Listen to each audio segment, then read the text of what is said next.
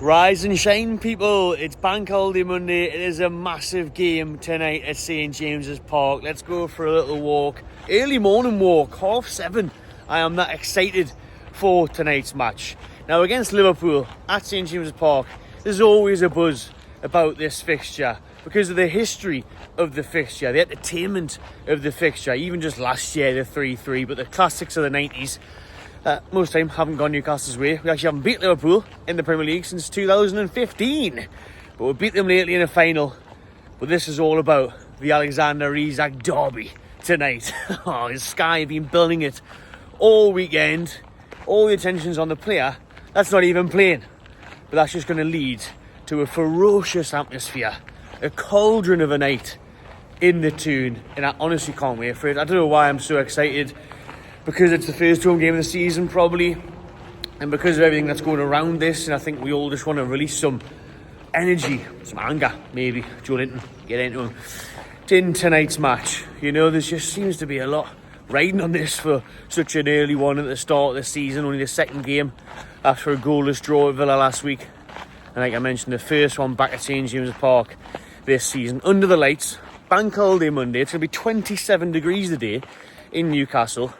People are going to be on the beers early. I'll be on the beers. Not too early though, because I want to really take in the game. We've got AJT coming from the COP TV with us at the game tonight, so that could be interesting. Make sure you stay tuned to the vlog. And the reaction for this one, sitting next to the Liverpool representative, Alex, there from the COP TV. That's going to be a funny one, especially if we win. Not so much if we don't. But looking forward to it. Can't wait for it. News always messaged me, loads of messages saying, oh Matty, do you want to go for a pint? Where are you going to be before the game?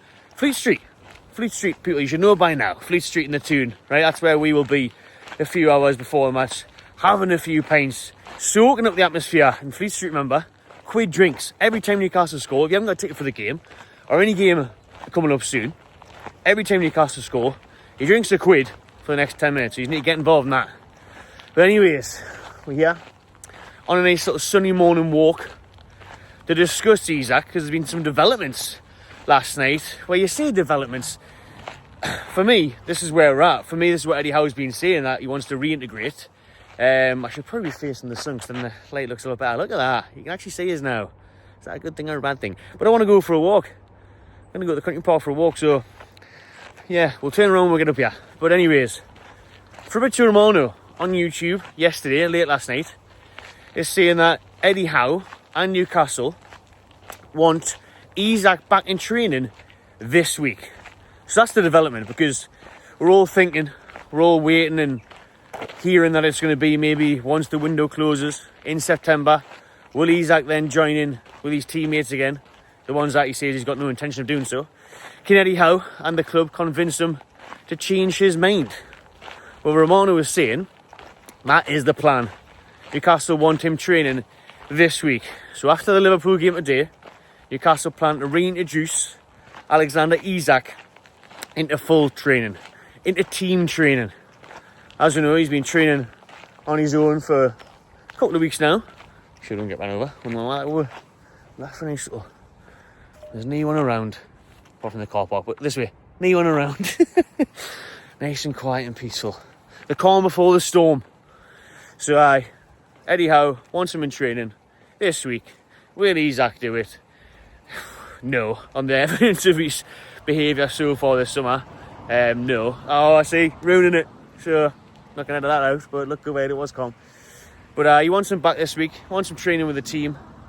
Doesn't want him in Spain. Doesn't want him on his own. Kind of needs Alex, because I tell you what, I'm buzzing for this fixture tonight. But I'm also slightly, in the background, not even just slightly to be honest, very annoyed and gutted that we haven't got a striker. That we still didn't sign more, we didn't get a whistle, we didn't get anybody in the past week since that Villa goalless draw, where we clearly needed somebody. We haven't done it. We haven't signed anybody yet. So that's a shame. Likely to be Scouser, Liverpool fan himself, Anthony Gordon down the middle for this one. And will that be enough? Because he's never quite done it in that position, has he? But I'm actually backing him tonight to score. So I'm going against the tide. I'm going against what recent history would suggest. I think Anthony Gordon will score tonight. And I do think Hugo Ekitike will score as well. There's Big Renty's big tip. Okay, that's coming back. It's getting back for this one. That's what I'm going for. There's a good one for you. Ekitike and Gordon both to score. And it's going to be a fiery game, isn't it? Listen, you can hire as many yellow cards as you want in the mix there as well. You can... Maybe we'll turn around. Should we do it from here? Yeah, we'll do it from over here. Why not? Maybe just take a seat over there, actually, before we start walking up hills and that. Here at the country park. But Ekitike and Gordon are going to score. Can see it a mile off. Ekitike is probably going to do Isak celebration. Can see it a mile off. Gordon, might shush them, might wind them up. That'd be nice.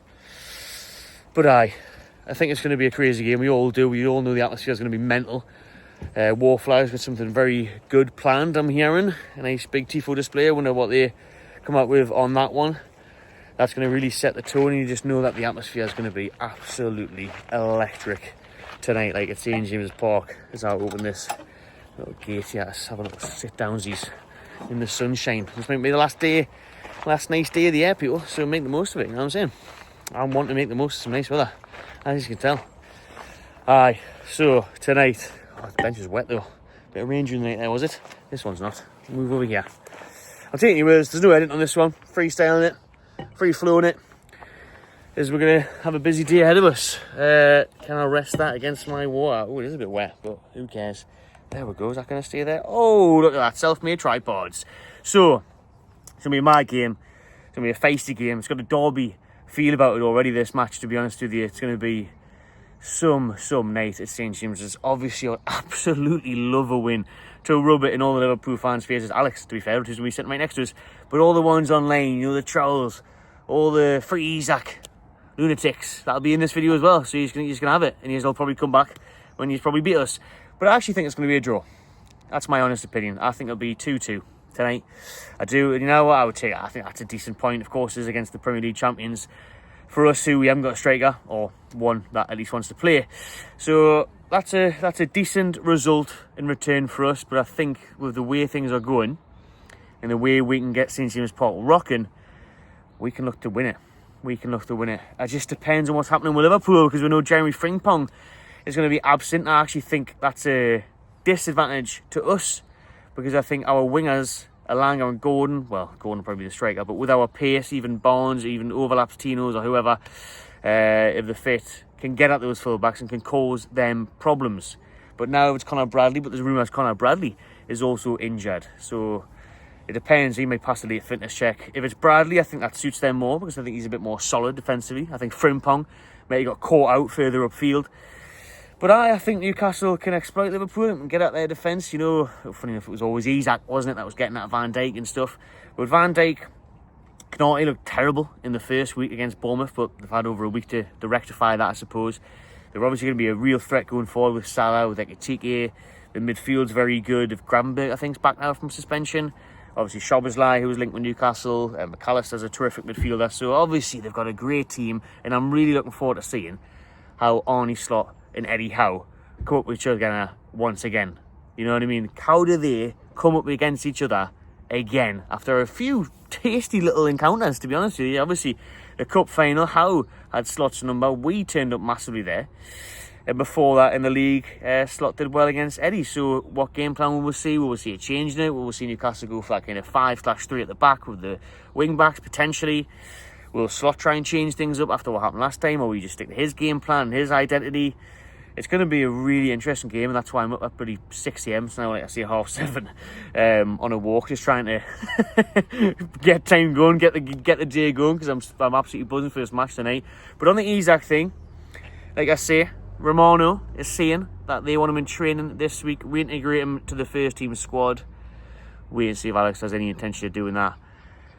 And then, on the other hand, you've got the iPaper, who are saying that a second bid is coming. Newcastle braced themselves for a second bid on Alexander Isak this week. Probably this time tomorrow. I could be walking back around this park tomorrow morning and saying how Liverpool have launched a 125 million bid.